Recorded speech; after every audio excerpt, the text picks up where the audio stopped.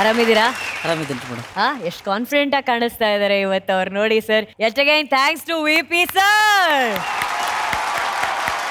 ಪುಟ್ಟರಾಜ್ ಗವಾಯಿಗಳ ಆಶೀರ್ವಾದ ಜೊತೆ ವೇದಿಕೆ ಮೇಲೆ ಮೊದಲ ಆಕ್ಚುಯಲ್ ಪರ್ಫಾರ್ಮೆನ್ಸ್ ಅನ್ನ ನೀಡಿದಿರಾ. ಹೇಗೆ ಅನ್ಸ್ತಾ ಇದೆ ನಿಮ್ಗೆ? ತುಂಬಾ ಖುಷಿ ಆಗ್ತಿದೆ ಮೇಡಮ್. ಇಲ್ಲಿವರೆಗೂ ಬಂದು ಅಜ್ಜಾರ್ ಹಾಡು ಹಾಡಿದ್ದೆ ನನಗೆ ಬಹಳ ಅಂದ್ರೆ ಬಹಳ ಖುಷಿ ಆಗಕತ್ತೈತ್ರಿ ಮೇಡಮ್. ಅಲ್ವಾ? ಯಾಕಂದ್ರೆ ಪರಮಾತ್ಮನಿಗೆ ಬೇಡವಾದ ಮಕ್ಕಳನ್ನ ತಾಯಿ ಹೊಟ್ಟೆ ಒಳಗೆ ಹುಟ್ಟಿಸ್ತಾನ್ರಿ ಮೇಡಮ್. ಕಣ್ಣಿಲ್ದವರು ಕಾಲಿಲ್ದವರು ನಮ್ಮಂತ ಅಂಧನಾಥರು ತಾಯಿಗೆ ಬೇಡವಾಗೋರು ನಾವು. ಆ ತಾಯಿನೇ ಪರಮಾತ್ಮನಿಗೆ ಶಾಪ ಹಾಕ್ತಾಳೆ. ಎಂಥ ಮಕ್ಕಳನ್ನ ಕೊಟ್ಬಿಟ್ಟೆ ನನಗೆ ಅಂತಂತೇಳಿ ಪರಮಾತ್ಮನಿಗೆ ಶಾಪ ಹಾಕಿದಾಗ ಆ ಪರಮಾತ್ಮ ಹೇಳ್ತಾನೆ, ಈ ಭೂಲೋಕದಲ್ಲಿ ಇನ್ನೊಬ್ಬರು ಇದ್ದಾರೆ, ಅದು ಪಂಚಾಕ್ಷರಜ್ಜ ಪುಟ್ಟಯ್ಯಜ್ಜ. ಅವರು ನೀನು ಮಾಡೋಕ್ಕಾಗದಿರೋ ಕೆಲಸನ ಅವ್ರು ಮಾಡ್ತಾರೆ.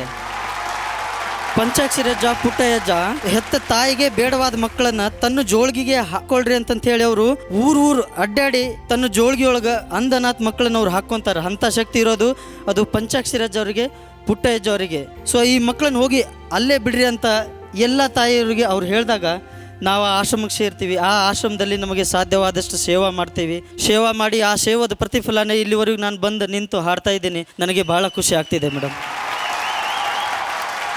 ಸರ್ವಜ್ಞ ಅವರೇ, ಅವರ ಭಾವಚಿತ್ರ ಅದೇನ್ ಡಾಲರ್ ಇದೆ ಅದನ್ನ ನೀವು ಕೊರಳಿಗೆ ಹಾಕೊಂಡಿದ್ದೀರಾ. ನನ್ನ ಜೀವ ಇರೋವರೆಗೂ ನನ್ನ ಕೊಳ್ಳಲ್ಲಿ ಅಜ್ಜೋರ್ ಲಾಕ್ ಇರ್ತಲ್ಲ. ಅದಷ್ಟೇ ಅಲ್ಲ, ಅವ್ರು ನಿಮ್ ಕಂಠದಲ್ಲೇ ಕುತ್ಕೊಂಡು ಹಾಡ್ತಾ ಇದಾರೆ ಸರ್ವಜ್ಞ ಅವರೇ. ಇವತ್ತು ಹಾಡಿದ್ರು ಅವ್ರು ನಿಮ್ ಜೊತೆ ಇಲ್ಲಿ. ನಿಜಕ್ಕೂ ಧನ್ಯವಾದಗಳು. VP ಸರ್, ನಿಮ್ಮಿಂದಾನೇ ಶುರು ಮಾಡೋಣ ಸರ್. ಸರ್ವಜ್ಞನ ಈಗ ಅವನು ನುಡಿದಂತಹ ಮಾತುಗಳು ಇದೆಲ್ಲ ಕೇಳಿದಾಗ ಒಬ್ಬ ಸರ್ವಜ್ಞನೇ ಈ ರೀತಿ ಮಾತಾಡಲಿಕ್ಕೆ ಸಾಧ್ಯ ಅಂತ ನನಗನ್ನಿಸ್ತು. ಯಾಕೆಂದ್ರೆ ಜೀವನದ ಒಂದು ವಿಸ್ತಾರವಾದ ಚಿತ್ರ ಅವನು ನೋಡ್ತಾನೋ ಅವನಿಗೆ ಸಣ್ಣ ಸಣ್ಣ ವಿಷಯಗಳಲ್ಲಿ ಯಾವುದೇ ನೋವು ಸಿಗಲ್ಲ. ಯಾಕೆಂದ್ರೆ ಅವನು ನೋಡೋದೇ ವಿಸ್ತಾರವಾದಂತಹ ಒಂದು ಕ್ಯಾನ್ವಾಸ್. ಆ ಶಕ್ತಿ ನಿಮ್ಮಲ್ಲಿದೆ. ಚೆನ್ನಾಗಿ ಪ್ರಾಕ್ಟೀಸ್ ಮಾಡಿ. ಧನ್ಯವಾದಗಳು. ಧನ್ಯವಾದ. ಅರ್ಜುನ್ ಸರ್, ಸರ್ವಜ್ಞವರೇ, ಯಾವುದೇ ಮನುಷ್ಯನಿಗೂ ನಿನ್ನ ಕೈಯಲ್ಲಿ ಆಗಲ್ಲ ಅಂತಂದರೆ ಅವನಿಗೆ ಛಲ ಹುಟ್ಟುತ್ತೆ. ಬಟ್ ಯಾರಿಗಾರ ಸ್ವಲ್ಪ ನಿನ್ನ ಕೈಯಲ್ಲಿ ಆಗುತ್ತೆ, ನೀನು ಮಾಡ್ಬೋದು ಅಂದರೆ ಅವನ ಆತ್ಮಕ್ಕೆ ಒಂದು ಬಲ ಹುಟ್ಟುತ್ತೆ. ಆ ಬಲನೇ ಇವತ್ತು ನಿಮ್ಮನ್ನ ಈ ಥರ ಆಡಿಸಿದ್ರು. ಭಾಳ ಚೆನ್ನಾಗಿ ಕೆಲವು ಜಾಗಗಳಂತೂ ಅದ್ಭುತವಾಗಿ ಆಡಿದ್ರಿ. ಒಳ್ಳೇದಾಗಲಿ ನಿಮಗೆ, ನಿಮ್ಮ ಕುಟುಂಬಕ್ಕೆ, ನಿಮ್ಮ ಸಂಗೀತಕ್ಕೆ. ದೇವ್ರು ಯಾವಾಗಲೂ ನಿಮ್ಮ ಜೊತೆಲಿರಲಿ. ಧನ್ಯವಾದ. ಸರ್ವಜ್ಞ ಅವರೇ, ಇವತ್ತು ಈಗ ಏನ್ ನೀವು ಹಾಡಿದ್ರಲ್ಲ, ಈ ಹಾಡನ್ನ ನೀವು ಅಂದ್ರೆ ಆ ಹಾಡಿನ ಬಗ್ಗೆ ಹೇಳಿ. ಎಲ್ಲಿ ಕಲ್ತಿದ್ದು, ಎಲ್ಲಿ ಹಾಡ್ತೀರಿ ಈ ಹಾಡನ್ನೆಲ್ಲ ನೀವು? ನಾನು ಬಂದಾಗ ಅಜ್ಜವ್ರು ಇದ್ದಾರೆ ಮೇಡಮ್. ನಾನು ಸ್ಟಾರ್ಟಿಂಗ್ ಬರೇ ಭಿಕ್ಷೆ ಕಡ್ಡಾಡ್ತಿದ್ದೆ ಮೇಡಮ್. ಭಿಕ್ಷೆ ಅಂದ್ರೆ ದಾಸೋಹ ಭಿಕ್ಷೆ ರೀ ಮೇಡಮ್. ಹಳ್ಳಿಗೆ ಹೋಗ್ತೀವ್ರಿ ಮೇಡಮ್ ಜಾಸ್ತಿ. ಅಲ್ಲೆಲ್ಲ ಸಾಯಂಕಾಲ ಸಂಗೀತ ಮಾಡ್ತೀವ್ರಿ. ಆ ಭಿಕ್ಷದಲ್ಲಿ ಇದೇ ಹಾಡನ್ನ ನಾನು ಜಾಸ್ತಿ ಹಾಡ್ತಿದ್ದೆ. ನಾನೇ ಹೋಗಿರಿ ಹಿಂಗಿಂಗ್ರಿ ಪುಟ್ಟಯ್ಯಜ್ಜವ್ರ ಮಟ್ಟಕ್ಕೆ ದಾಸೋಕ್ರಿ. ದಿನನಿತ್ಯ ದಾಸೋಕ್ ನೀವು ನಿಮ್ಮ ಕೈಲಿ ಆದಷ್ಟು ದಾನ ಮಾಡ್ರಿ ಅಂದ್ರೆ ಯಾರು ಸಾಲಿ ಕಲೀಲಾರ್ದರು ಅಲ್ಲಿ ಸಾಮಾನ್ಯ ಜನರ ಕಣದಲ್ಲಿ ಇರ್ತಾರೆ. ಏನು ವಿಚಾರ ಮಾಡೋದಿಲ್ಲ. ಪುಟ್ಟಯ್ಯಜ್ಜವ್ರ ಮಟ್ಟಕ್ಕಂದ್ರೆ ಸಾವಿರಾರು ಜನ ಕಣ್ಣಿಲ್ದವ್ರು ಇರ್ತಾರೆ, ಅಂಧನಾರ್ಥರು ಇರ್ತಾರೆ ಅಂತ ಹೇಳಿ ಚೀಲಗಟ್ಲೆ ಗಾಡಿಗೆ ಹಾಕ್ತಾರೆ. ಚೀಲಗಟ್ಲೆ ಗಾಡಿಲಿ ಹಾಕಿದ್ದನ್ನ ಅದನ್ನೇ ನಾವು ಮಠಕ್ಕೆ ತಂದು ಅದನ್ನೇ ವರ್ಷನ್ಗಟ್ಲೆ ನಮ್ಮ ದಾಸವಾಡಿಗೆಲ್ಲ ಇದು ಮಾಡ್ಕೊಂತೀವ್ರಿ ಮೇಡಮ್. ನಾನು ಅಲ್ಲಿ ಅಭ್ಯಾಸ ಮಾಡೋದು 1-2 ತಾಸು ಅಷ್ಟೇ ರೀ. ಅದ್ರ ಉಳ್ಕಿದ್ ಎಲ್ಲ ಸಮಯದೊಳು ಅಲ್ಲಿ ನಾನು ಸೇವೆ ಮಾಡಕ್ಕೆ ಇಷ್ಟಪಡ್ತೀನಿ ರೀ. ಅದರಲ್ಲಿರೋ ಸುಖ ನನಗೆ ಬೇರೆ ಇನ್ನೊಂದ್ರೊಳಗೆ ಯಾವ್ದ್ರೊಳಗೆ ಈ ಜೀವ ಇರೋರ್ಗು ಆ ಮಟ್ಟಕ್ಕೆ ಸೇವೆ ಮಾಡ್ತೀನಿ ರೀ. ನೀವ್ ಹೇಳಿದ್ರಿ ನೀವು ಬಹಳ ಸಣ್ಣವರಿದ್ರಿ ಅವ್ರನ್ನ ನೋಡಿದಾಗ, ಅಜ್ಜಯ್ ಅವ್ರನ್ನ ನೀವು ನೋಡಿದ್ದಂತ. ನಾನು ಬಹಳ ಚಿಕ್ಕವನು. ನೆನಪಿದ್ಯಾ ನಿಮ್ಗೆ ಅದು? ಅವ್ರನ್ನ ನೋಡಿದ್ ಮೊದಲನೇ ದಿವಸ ಅವ್ರ ಏನಾದ್ರು ಹೇಳಿದ್ದು? ನಮ್ಮಪ್ಪ ನಾವು ಇಬ್ರು ನನಗೆ ಸಂಗೀತ ಹಚ್ಬೇಕಂತೇಳಿ ನಮ್ಮ ಅಪ್ಪಾಜಿ ಅವ್ರು ಅಲ್ಲಿದ್ದ ಬಂದ್ರಿ ಮೇಡಮ್. ಅಲ್ಲಿ ಬಂದಾಗ ನಮ್ಮ ಅಪ್ಪಾಜಿ ಅವ್ರಿ ನನಗೆ ಹಾರ್ಮೋನಿಯಂ ಕೊಡ್ಸಕ್ಕೆ ಅವ್ರ ಹತ್ರ ದುಡ್ಡು ಇರಲಿಲ್ಲ ರೀ ಮೇಡಮ್.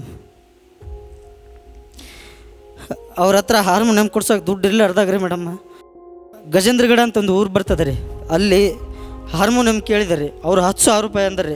ಆ ಹಾರ್ಮೋನಿಯಮನ 10,000 ರೂಪಾಯಿ ಅಂದಾಗ ರೀ ನಮ್ಮ ಅಪ್ಪಾಜಿ ಅವ್ರ ಹತ್ರ 3,000 ರೂಪಾಯಿ ಐತೆ ರೀ.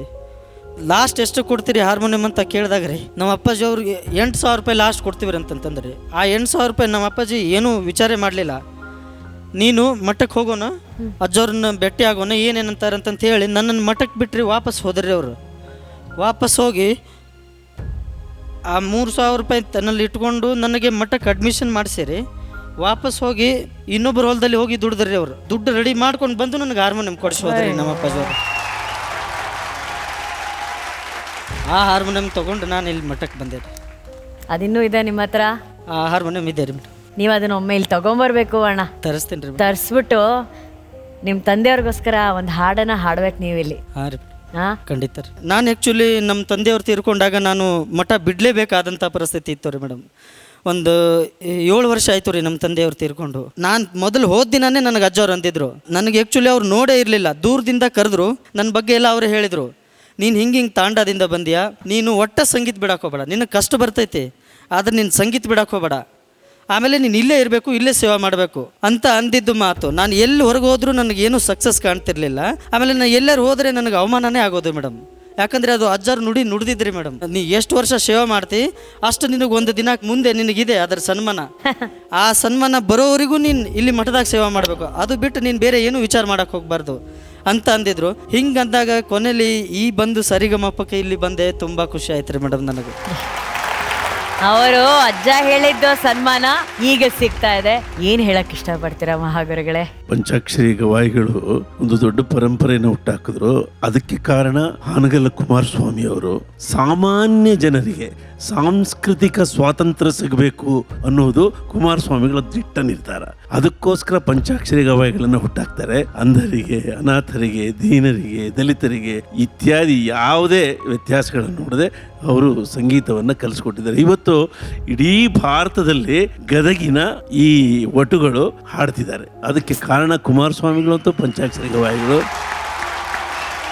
ಇವತ್ತು ಆ ಗದಗಿನ ಆಶ್ರಮ ಶ್ರೀಮಂತವಾಗಿದೆ, ಶಿಸ್ತಿನಿಂದ ನಡೀತಿದೆ ಮತ್ತು ಡಿಗ್ರಿ ಮತ್ತು ಮಾಸ್ಟರ್ ಡಿಗ್ರಿ ಕೂಡ ಮ್ಯೂಸಿಕ್ನಲ್ಲಿ ತೆರೆದಿದ್ದಾರೆ. ಅಲ್ಲಿ ಒಂದು ದೊಡ್ಡ ಸಂಗೀತದ ಕಾಶಿ, ಅದು ಸಾಮರಸ್ಯದ ಕಾಶಿ. ಅದು ಅಲ್ಲಿಂದ ಬಂದಿದ್ದೆ ಅಣ್ಣಯ್ಯ. ಇವತ್ತು ನೀನು ಚೆನ್ನಾಗಿ ಹಾಡ್ದ, ಇನ್ನು ಕಲಿಬೇಕು ಸರ್. ನಂಬರ್ ತಗೋ. ಟೋಟಲ್ ಪರ್ಸೆಂಟೇಜ್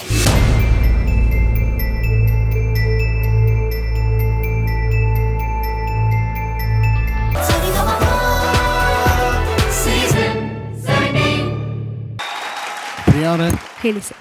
ಆಡಿಷನಲ್ಲಿ ನಿಮ್ಮ ಪ್ಲಸ್ಸೇ ನಿಮ್ಮ ವಾಯ್ಸಿನ ಥ್ರೋ ಇತ್ತು. ಅದ್ಭುತವಾದ ಸ್ಟ್ರೆಂತ್ ಇರೋ ವಾಯ್ಸು. ಅದನ್ನ ಈಗ ಮೇಂಟೈನ್ ಮಾಡೋಕ್ಕೆ, ಆ ಗ್ರಾಫ್ನ ಮೇಂಟೈನ್ ಮಾಡೋಕ್ಕೆ ಪ್ರಾಕ್ಟೀಸ್ ಬೇಕು. ಈ ಹಾಡಲ್ಲಿ ಏನಾಯ್ತು ಅಂದ್ರೆ ಎಲ್ಲಿ ಥ್ರೋ ಬೇಕು ಸಡನ್ನಾಗಿ ಡೈನಾಮಿಕ್ ಜಾಸ್ತಿ ಆಗ್ತಿತ್ತು. ಕೆಲವು ಜಾಗದಲ್ಲಿ ಹೈ ನೋಟ್ಸು ತುಂಬ ಕಷ್ಟಪಡ್ತಿದ್ರಿ, ಚರಣದ ಎಂಟ್ರಿ ಇದೆಲ್ಲ. ಇದನ್ನು ಕರೆಕ್ಟಾಗಿ ಹ್ಯಾಂಡಲ್ ಮಾಡ್ಬೋದಿತ್ತು ಅಂತ ನನ್ನ ಫ್ರ್ಯಾಂಕ್ ಒಪಿನಿಯನ್. ಸ್ವಲ್ಪ ಕಷ್ಟಪಡ್ತಾ ಇದ್ವಿ, ಸ್ವಲ್ಪ ಸ್ಟ್ರೈನ್ಡ್ ಆಗು ಕೇಳಿಸ್ತಿತ್ತು. All the best. Thank you sir. Priya ಅವರ ಈ ಪರ್ಫಾರ್ಮೆನ್ಸ್ಗೆ ನಿಮ್ಮ scores. Total percentage 86. Thank you.